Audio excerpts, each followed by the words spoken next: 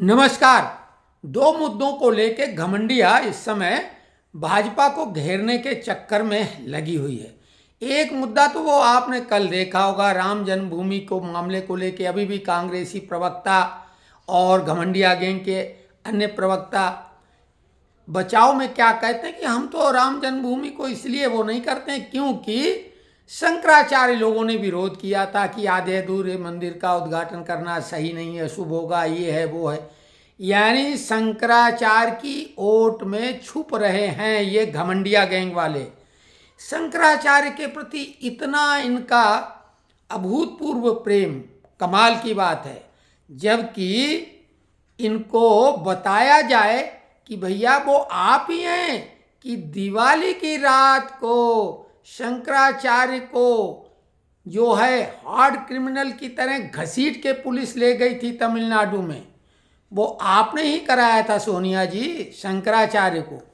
यही नहीं, स्वामी स्वरूपानंद जी जो कि कांग्रेसी शंकराचार्य माने जाते हैं और दो दो पीठाधीश्वर, ज्योतिर्पीठ और द्वारिका पीठ के शंकराचार्य कानूनी लड़ाई लड़के यानी कोर्ट कचहरी से बने थे, दो पीठ के, उनको भी अरेस्ट किया गया था, उनको भी अरेस्ट करवा लिया गया था। और यही नहीं, जो वर्तमान ज्योतिर्पीठ के शंकराचार्य हैं अभिमुक्तेश्वरानंद जी, स्वरूपानंद जी के उत्तराधिकारी, उनको तो मुलायम सिंह ने भी, उनको भी तो अरेस्ट करवाया था। तो ये शंकराचार्य के प्रति इतना प्रेम क्यों, हमें ये समझ में नहीं आता। भाजपा के प्रवक्ता ऐसी तैयारी करके क्यों नहीं जाते? तीन तीन शंकराचार्यों को जब गिरफ्तार करवाया इन लोगों ने, तो शंकराचार्य की मान मर्यादा कहाँ रह गई थी? क्या किसी मौलवी को इस तरीके से अपराधियों की तरह घसीट के ले जा सकते हैं? जामा मस्जिद के इमाम, शाही इमाम कहलाते साहब, काहे के शाही हैं, शाही इमाम, उन पे इतने मुकदमे दर्ज हैं कि अगर उनकी विधिवत सुनवाई करके सजा दी जाएगी तो 2-4 जन्म तक सजा होगी। क्या कभी उनके कालर तक, गिरेबान तक पुलिस का हाथ पहुंचा है? लेकिन नहीं। तो ये शंकराचार्य जी का नाम मत लो, उनको तो आपने उनकी मर्यादा को किया। और वो जो शंकराचार्य हैं वो किन कारणों की वजह से क्या कह रहे हैं वो महत्वपूर्ण है। अरे भाई, बेहद विद्वान व्यक्ति ने केवल 84 सेकंड का वो मुहूर्त निकाला था, और वो स्वयं प्रभु राम के द्वारा समझो निकाला गया समय था। आप अनुमान नहीं लगा पा, तुम्हें क्या मालूम भाई, तुम लोगों को सनातन के संस्कारों के बारे में। एक बात और वो कह रहे हैं, दोनों के जवाब दे दें।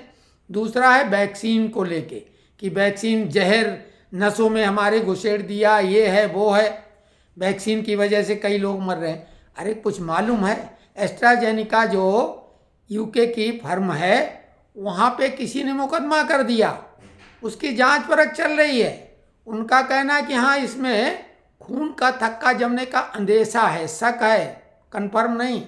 लेकिन किसी भी मेडिसिन का, किसी भी दवा का साइड इफेक्ट तो होता है, सभी को मालूम है। लेकिन भारत में ऐसी कोई रिपोर्ट नहीं है, और भारत की जो कोवैक्सीन थी उसके तो कोई साइड इफेक्ट नहीं है।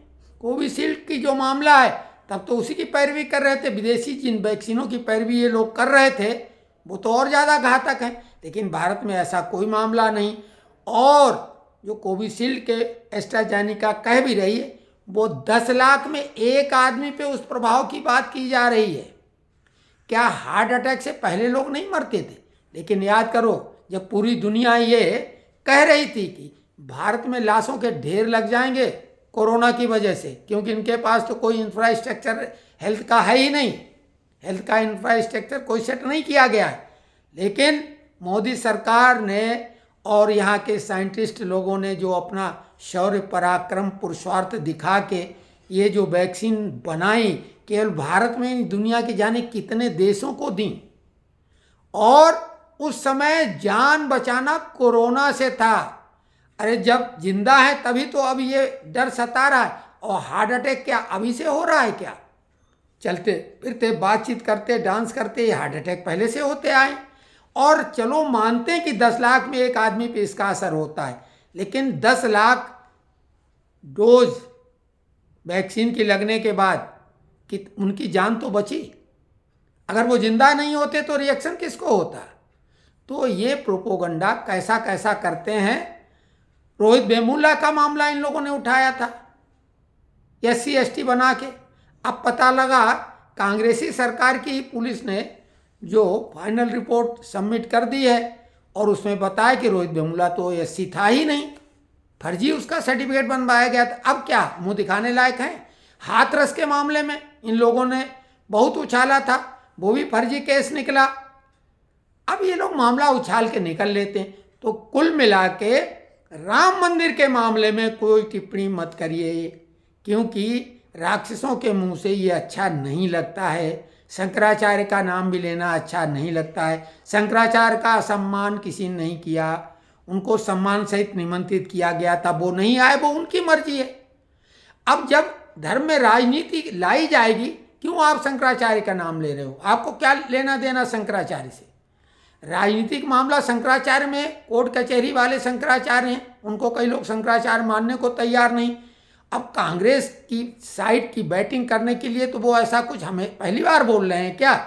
वो तो कांग्रेस के पक्षधर खुलेआम शंकराचार्य माने जाते रहे। तो रही बात पुरी के शंकराचार्य की, तो उनकी पूरी बातें सुनो ना, उन्होंने ऐसा कुछ नहीं कहा।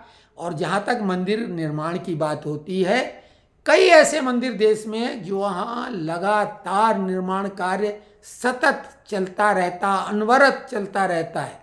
तो ऐसा नहीं है। वो विद्वान जो कि काशी के दिग्गज हैं, जो मुहूर्त निकालते हैं, उनके द्वारा निकाला हुआ मुहूर्त था और देश के जाने माने विद्वानों ने वहाँ पूजा कराया, प्राण प्रतिष्ठा कराई और तमाम ऐसे ज्ञात अज्ञात संत वहाँ उपस्थित थे। तो आप शंकराचार्य का नाम लेके बचने की कोशिश नहीं करो, ये रणनीति आपकी काम आने वाली नहीं। और वैक्सीन से लोगों की जान बची है, गई नहीं है किसी की, और इतनी जल्दी जाने वाली नहीं। अगर कोई साइड इफ़ेक्ट है तो उसके लिए भी दवा हो सकती है, और ये कंपनियों का अपना मामला है। लेकिन इससे कोई ऐसा तो नहीं कि इसकी वजह से, वैक्सीन की वजह से किसी की जान जा रही है, ऐसा कुछ नहीं है। जो भी अगर साइड इफ़ेक्ट जिसको हो रहे हैं तो और भी कई कारण हो सकते हैं, तो वो एक अलग मामला है। जो भी ऐसे मामले हैं, भाजपा वाले कुछ रियायती दर पे जवाब देते हैं, हमें मजबूरी में जवाब देना पड़ा है। आप लोगों को कैसा लगा? अगर कमेंट्स पसंद आए तो कमेंट्स बॉक्स में लिखें, लाइक करें, चैनल को सब्सक्राइब करें।